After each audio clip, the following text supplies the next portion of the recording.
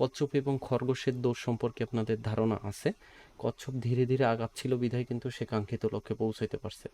আর খরগোশ কিন্তু চিন্তা করতেছিল যে আমি তো দৌড়ে কুল পাইয়া যাবো, আমার তাড়াতাড়ি চলে যাব, আমি ফার্স্ট হয়ে যাব, সেই কারণে কিন্তু সে আগাইতে পারে নাই। তা ফরেক্স ট্রেডিং এর ক্ষেত্রেও বিষয়টা সেরকমের। আপনি ধীরে ধীরে প্রফিট করেন, সেটা আপনার জন্য বেটার হবে। আপনি তাড়াতাড়ি খাইতে যাবেন তো সব হারাবেন। তো আমি হচ্ছে ইউরোইউএসডি চার্টে আছি। ইউরোইউএসডি চার্টের বর্তমান অবস্থা দেখতেছেন। তো আমি হচ্ছে আমার লাস্ট যে অ্যানালাইসিস দিছিলাম সেটা হচ্ছে প্যারাবোলিকের উপর নির্ভর করেই হচ্ছে কিভাবে কি হবে সেটা বলছিলাম, এবং জায়গাটা আমি বলে দিছিলাম যে এই জায়গাটা যদি ব্রেক করে তাহলে কিন্তু মার্কেট আরও ডাউনের দিকে যাওয়ার সম্ভাবনা আছে, এবং এই জায়গাটা যদি টাচ করে 1 ঘন্টা চার্ট অনুযায়ী প্যারাবোলিক টাচ করলে মার্কেট ওঠার সম্ভাবনা আছে। তো 1 ঘন্টার যে প্যারাবোলিকের ইন্ডিকেটর সেখানে 1 ঘন্টায় টাচ করে না, এবং পরবর্তীতে মার্কেট কিন্তু ফল করে নিচে নামা শুরু করে, এবং আমাদের যে সাপোর্ট এরিয়াগুলো আছে সেগুলো ভেঙে ফেলে। এবং আপনি দেখবেন 4 ঘন্টা চার্ট এবং 1 ঘন্টা চার্টে প্যারাবোলিক অনুযায়ী যদি ধরেন তাহলে মার্কেট সেই অনুযায়ী ডাউন হয়েছে, এবং আমি বলছিলাম যে এইভাবে ডাউন হবে। এবং আমি হচ্ছে আমাদের স্টপ লসের জোন কিন্তু দিয়ে দিছিলাম এটা, এবং স্টপ লস এখানে কিন্তু হিট করে, যারা বাই ট্রেন্ডে ছিলেন তারা এখানে স্টপ লসটা হিট করে, এবং এরপরে কিন্তু মার্কেট বেশ এই পর্যন্ত নামছে। এ পর্যন্ত যদি নামে তাহলে এখানে কত পিপস নামছে আমরা একটু সেটা দেখি। স্টপ লসের এখান থেকে এই পর্যন্ত প্রায় 60 পিপসের মতন আমরা পেয়ে যাই।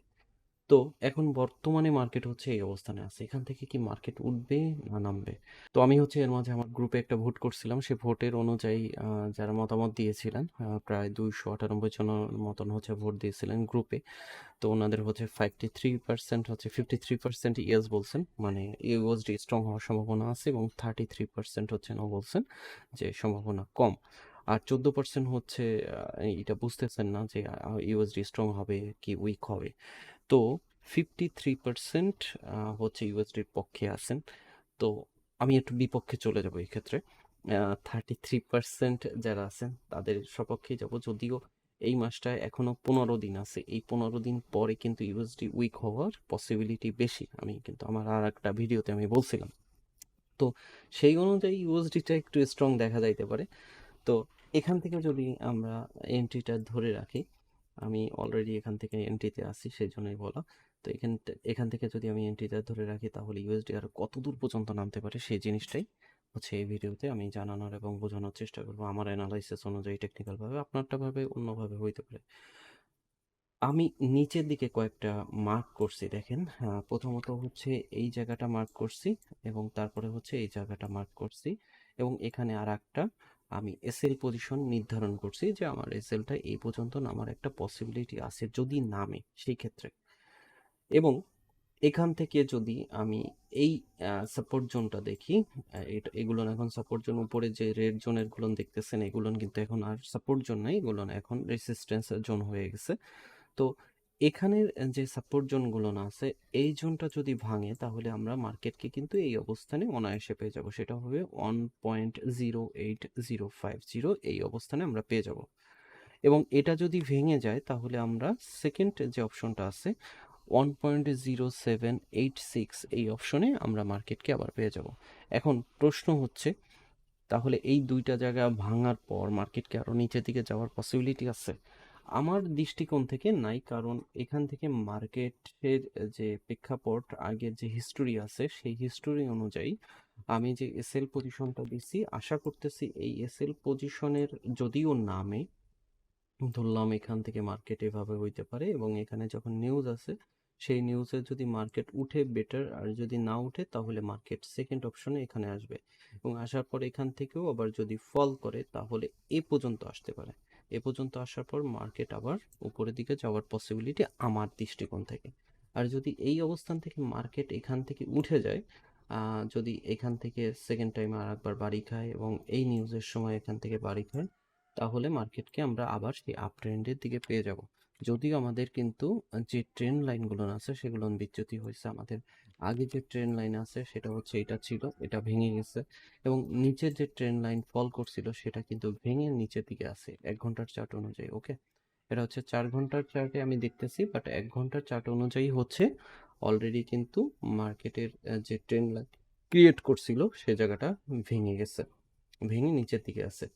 তো আমরা যে অবস্থানটা ধরে রাখছি 1.08540 এই লেভেল থেকে যদি আপনি বাইটা ধরে রাখেন বা এই লেভেল থেকেও বাই ধরে রাখেন, তাহলে অনায়াসে আপনি এই যে এরিয়াটা আছে এই এরিয়া পর্যন্ত একটা টিপি নিতে পারেন। 1.08877 এই অবস্থান পর্যন্ত টিপিটা অনায়াসে চলে আসে। এখন এখানে যে বিষয়টা আমি দেখতেছি, যদি এখানের এই জায়গাটা না ভাঙে, মানে এই যে রেসিস্ট্যান্স জোনটা আছে এই জোনটা যদি না ভাঙে, আমি এটাকে একটু কালারটা চেঞ্জ করি, যেহেতু এটা চেঞ্জ হয়ে গেছে এবং এটারও আমাদের কালার চেঞ্জ হবে। তো এই জায়গাটা যদি না ভাঙে, তার মানে হচ্ছে 1.08980 বা 905 এই এরিয়াটা যদি না ভাঙে, তাহলে উপর দিকে না উঠে মার্কেটকে আমরা আবার নিচের দিকে পেয়ে যাইতে পারি। মানে এই এরিয়ার মধ্যেও মার্কেট ঘুরপাক খাইতে পারে। তার মানে হচ্ছে 1.08975 এবং 1.08464 এগুলো ভাঙবে কোন সময়? এই যে নিউজগুলো আছে এই নিউজের সময়, যদিও আজকে তেমন বিশেষ কোনো নিউজ নাই যে বিপি ছাড়, তো এই নিউজের পয়েন্টগুলো নিয়ে যখন আমরা আসবে মার্কেট, তখন মার্কেটকে আমরা আপ ডাউনের একটা জিনিস দেখতে পারবো এবং এখান থেকে মার্কেটের স্থানান্তর পরিবর্তনটা চলে আসবে। তো এখানে আমরা ধরে রাখতেছি আপাতত দৃষ্টিতে যদি এটা ভেঙে যায়, তাহলে মার্কেটকে আমরা নেক্সট লেভেলে পাইতে পারি 1.08050 এই লেভেলে আমরা মার্কেটকে পেয়ে যাইতে পারি। এই লেভেলে যদি আপনি মার্কেটকে আবার পান, তাহলে এখান থেকে আপনি আর একটা বাই টার্ন নিতে পারেন এবং এটাও যদি ভেঙে এই লেভেলে আসে, তার মানে হচ্ছে 1.07763 এই অবস্থান থেকেও আপনি একটা বাই টার্ন নিতে পারেন। তাহলে আমাদের এন্ট্রিটা হচ্ছে ফার্স্ট এন্ট্রি 0.0850 এই লেভেল থেকে, সেকেন্ড এন্ট্রি হচ্ছে 0.08072 এই লেভেল থেকে, এবং থার্ড এন্ট্রি হচ্ছে 1.07763 এই লেভেলে আপনি পেন্ডিং অর্ডার রাখতে পারেন যদি বাই নির্ধারণ করে থাকেন এবং বাইয়ের দিকে টার্ন নিয়ে থাকেন। এবং সেক্ষেত্রে আমাদের এসএলটা হবে হচ্ছে 1.07346 এই লেভেলটা আমি মনে করি যে একটা স্ট্রং লেভেল এবং এই লেভেল পর্যন্ত মার্কেট যাওয়ার পসিবিলিটি এর ধারে কাছে যাইতে পারে, বাট এটা টাচ করবে কিনা সেটা বলা যাচ্ছে না, টাচ করতেও পারে। তো শুধুমাত্র ইউরো ইউএসডি থেকে কিন্তু ভালো একটা প্রফিট জেনারেট করা সম্ভব, অন্য অন্য পেয়ার অ্যানালাইসিস না করে শুধুমাত্র এটা নিয়ে যদি পড়ে থাকেন, মাস শেষে বছর শেষে এখান থেকে আপনি একটা ভালো প্রফিট জেনারেট করতে পারবেন। তো আমরা এখান থেকে হচ্ছে বাই টার্নে থাকবো। আমাদের টিপি পজিশন আমরা ধরে রাখতে পারি এই লেভেলটা 0.08950 এবং সেকেন্ড টিপি পজিশন হচ্ছে 1.09239 এবং থার্ড টিপি পজিশন ওই আমাদের আগে যে জায়গাটা আছে 1.100 এই পজিশন। এখন কথা হচ্ছে যে তাহলে কত পিপসে আমরা লস নিতেছি, কত পিপসে আমরা প্রফিট নিতেছি, সেই জিনিসগুলো আমাদের একটু বোঝা দরকার। আমি যদি এই পজিশন থেকে ধরি, এই পজিশন থেকে আমাদের এসএল পজিশন হচ্ছে 129, ধরলাম 130, ওকে।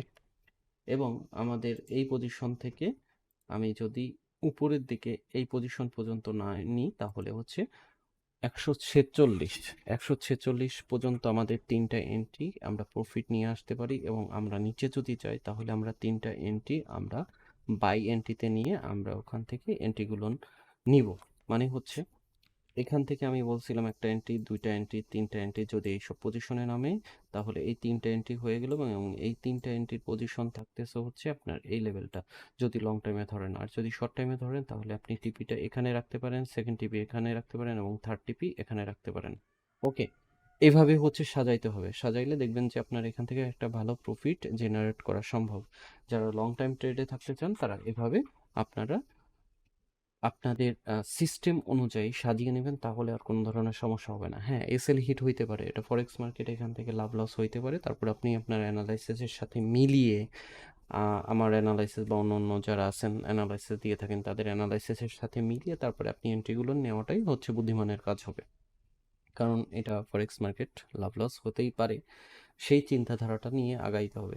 তবে যেসব পজিশন বা যেসব সাপোর্ট জোন বা রেজিস্ট্যান্সের জোন দেখাইলাম, আপনি পরবর্তীতে এই ভিডিওটা মিলিয়ে নেবেন, তখন বুঝতে পারবেন যে কতটুকু এটা অ্যাকুরেট কাজ করে, সেটা নিউজ টাইমে হোক বা নিউজ টাইম ব্যতীত হোক। তো এই হচ্ছে আমাদের অ্যানালাইসিসটা। তো এই হিসাবে যদি দেখি, আমাদের 1:1 ভাবেই হচ্ছে প্রফিট রেশিওটা থাকতেছে, 1:2ও না, 1:1 হিসাবে, কারণ আমরা এবার লং টাইমে ধরছি এখানে। তো আমি হচ্ছে প্রতিদিন আগে অ্যানালাইসিস দিতাম, এখন হয়তো বা প্রতিদিন অ্যানালাইসিস দেওয়া হবে না, বাইছা বুইছা একটা দুইটা তিনটা অ্যানালাইসিস এইভাবে দিব। আশা করি অ্যানালাইসিসগুলোর মনোযোগ সহকারে শুনবেন। যারা এই চ্যানেলে নতুন তারা ফরেক্স কি, ফরেক্স থেকে কীভাবে ইনকাম করে পুরাতন ভিডিওগুলো দেখে নেবেন, নিচে ডিসক্রিপশনে ওখানে পেয়ে যাবেন। আর যারা পুরাতন আছে তারা অবশ্যই একটা লাইক, এবং আপনার যদি কোনো মন্তব্য থেকে থাকে তাহলে আপনারা নিচে করতে পারেন। কারণ আমি বেসিক্যালি এখন থেকে চিন্তা ভাবনা করতেছি শুধুমাত্র ইউরো ইউএসডির উপরেই আপনাদের হচ্ছে প্রাধান্যতা বেশি দেবো, অন্যান্য পেয়ারগুলোও দিব, বাট আমি অন্যান্য পেয়ারগুলোও ততটা দিতে চাচ্ছি না এই কারণে, কারণ আমি যেটা দেখছি বেশিরভাগই আপনারা লুজার হন অন্য পেয়ারে এন্ট্রিগুলো নিয়ে এবং ঝুলে থাকেন, এবং যারা লস করতেছেন তারা বেশিরভাগই অন্য পেয়ারে, বিশেষ করে গোল্ডে। এবং গোল্ডের অ্যানালাইসিস দিতে মন চায়, কারণ ওটা ওই সবাই ওটা চিন্তা করে যে গোল্ড এন্ট্রি নিয়ে গোল্ডের এন্ট্রি নিলে তাড়াতাড়ি প্রফিট আসবে, তাড়াতাড়ি লস হবে, এতক্ষণ বসে থাকবে কেটা, হ্যান করবে কেটা, ত্যান করবে কেটা। তো মূলত হচ্ছে কচ্ছপ এবং খরগোশের দৌড় সম্পর্কে আপনাদের ধারণা আছে। কচ্ছপ ধীরে ধীরে আগাচ্ছিল বিধায় কিন্তু সে কাঙ্ক্ষিত লক্ষ্যে পৌঁছাইতে পারছে, আর খরগোশ কিন্তু চিন্তা করতেছিল যে আমি তো দৌড়ে কুল পাইয়া যাবো, আমার তাড়াতাড়ি চলে যাব, আমি ফার্স্ট হয়ে যাব, সেই কারণে কিন্তু সে আগাইতে পারে না। তা ফরেক্স ট্রেডিংয়ের ক্ষেত্রেও বিষয়টা সেরকমের, আপনি ধীরে ধীরে প্রফিট করেন, সেটা আপনার জন্য বেটার হবে। আপনি তাড়াতাড়ি খাইতে যাবেন তো সব হারাবেন। তো আজকের ভিডিওটা এই পর্যন্ত, ভালো থাকবেন, সুস্থ থাকবেন, দেখা হবে নেক্সট কোনো ভিডিওতে। আল্লাহ হাফেজ।